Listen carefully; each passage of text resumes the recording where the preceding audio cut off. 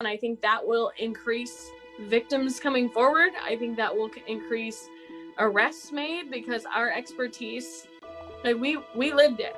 We know what to look for.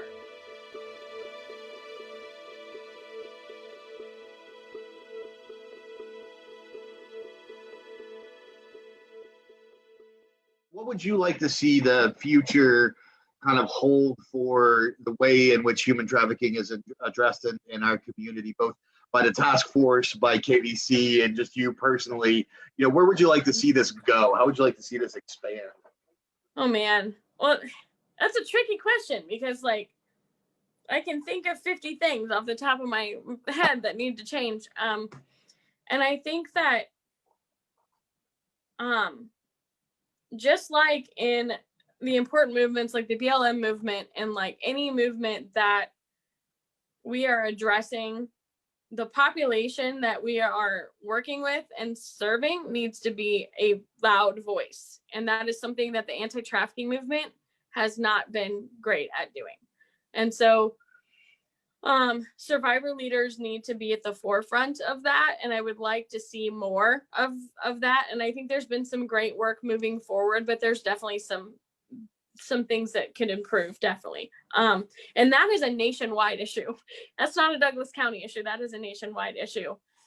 With just professionals seeing, there's just this thought process of professionals seeing survivors as not ready or not able to do it, or but like without us, there wouldn't be the information that we have. So like we've got to figure out how to engage survivors better. And then we're just not seeing survivor leaders becoming empowered to get involved in the movement in general, because voices are being squandered. And so we need to do better in general. And I think that will increase victims coming forward. I think that will increase arrests made, because our expertise, like we lived it. We know what to look for. We know that's part of the thing that I think gives me a little bit of a superpower with the youth that I work with, because peer leadership and peer support goes a long way. And we know that from a lot of different populations. And so we just got to figure out a way to be better at it without tokenizing, without exploiting. And I think that's just a really important conversation that needs to be started.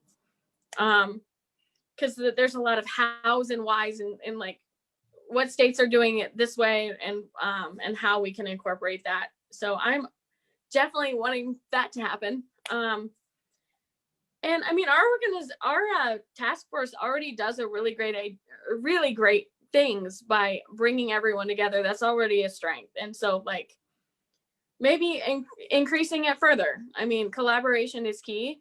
I know there was some talk about getting some more strengthening and being able to work together in direct service capacity, so that we wouldn't have so many barriers in communication, because that is something on a multidisciplinary level that becomes a challenge in working cases. And there's a lot of breakdowns in communication and barriers there. But if we could all work together more, cases could have better outcomes. So I have a lot of balloons flying around my head, and I tend to be one of those people that fly off if not tethered properly.